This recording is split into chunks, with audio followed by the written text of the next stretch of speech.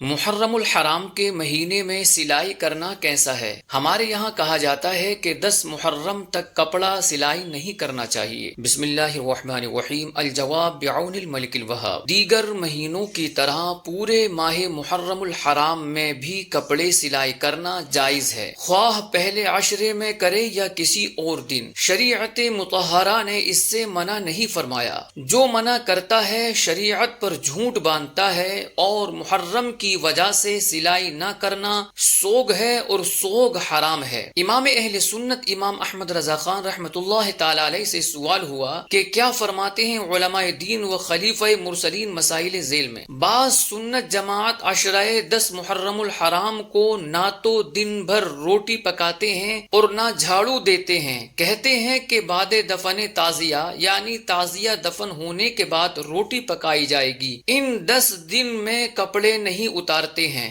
ماہ محرم میں بیاہ شادی نہیں کرتے ہیں، ان ایام میں ان دنوں میں سوائے امام حسن و امام حسین رضی اللہ تعالی عنہما کے کسی کی نیاز فاتحہ نہیں دلاتے ہیں۔ آیا یہ جائز ہے یا نہیں؟ تو اس کے جواب میں آپ علیہ الرحمن نے ارشاد فرمایا کہ پہلی تینوں باتیں سوگ ہیں اور سوگ حرام ہے، اور چوتھی بات جہالت ہے۔